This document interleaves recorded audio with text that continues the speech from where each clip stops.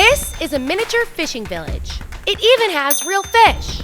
In this video, I'm going to be building a diorama aquarium, but only using wood and cardboard. I've always wanted to own a house on the water, but this would cost millions of dollars. So today, we're doing the next best thing by using wood and cardboard at 1/12 scale, and surprising everyone by adding rare fish and using $200 worth of tiny plants. The fish are due to arrive in just a few days, so we need to get moving. But first, we need a game plan. Before we can start building, we need a lot of cardboard. We made it to Home Depot to get the materials. We're going to need a lot of cardboard to create the fishing village.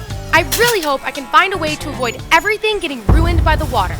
Now that we have a bunch of cardboard, we can start planning the build. This is probably the most intricate diorama I could have picked. Everything is made out of wood and cardboard. I'm really worried about this wood disintegrating, but we have to keep moving so we're done in time for the fish. Right now, we are gluing the wood together to create a platform. This will support our fishing village. We have over 200 pieces of wood to glue in total.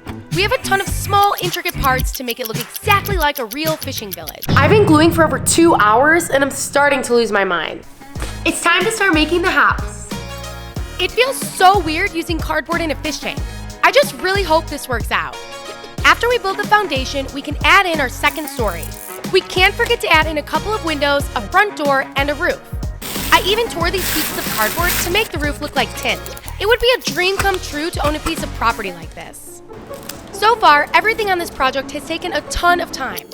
I really wanted the house to look real, so I used a ton of tiny 2x4s to panel the outside. We've been gluing pieces of wood for hours and haven't even started designing the space yet. Oh man, I just received a notification that the fish have been shipped and they're on their way. We gotta keep moving. The house is finally finished. I hope these pillars will help to support the house so we can decorate later on. It's time to build the floating shack. It's not as sturdy as I'd liked, which makes me nervous. I can't help but worry if this will hold up in the water. I just received a call and the fish are here. Let's see how the new fish look. We need to get moving and get them into the quarantine tank. It's cycled and ready for our new fish. These are Japanese blue swordtail fish. They may look like normal guppies, but their striking blue coloration makes them rare to find. We also have some really cool shrimp and a snail to help clean our tank. Let's acclimate everyone slowly. We don't want to stress them out. Okay, now that everyone is settled, we can finish building our floating paradise. We want it to look exactly like my dream home, but if it falls apart, all of this time and money will have been for nothing.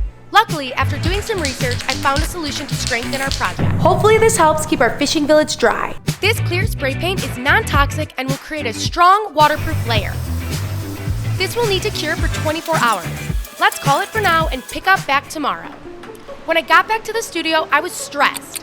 There's still so much we need to do to bring my dream house to life. If we want it to look real, we need to add some serious finishing touches. Let's add a few of my favorite things. These small details will really make it feel like a home. I even added string lights along the boardwalk just in case we want to go for an evening stroll.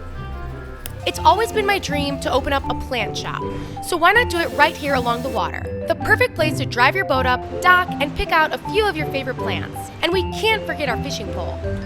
Let's start setting up our fish tank. This is the final step and I'm so nervous. I hope our wood stilts are strong enough to hold up all the weight in the water. Let's add a few pieces of Siri stone to help support them. These will also be perfect for our tiny plants. Now we have to play the waiting game and cycle our fish tank. Our fish will need both a heater and a filter in the tank.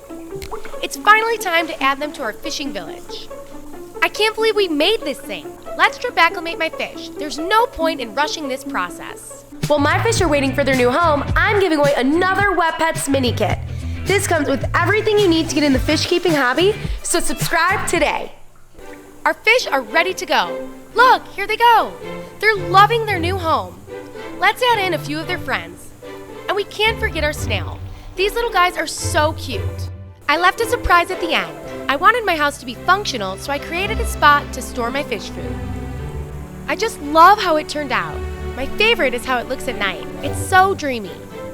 We just made my dream house on the water. Make sure you subscribe and I'll see you next week.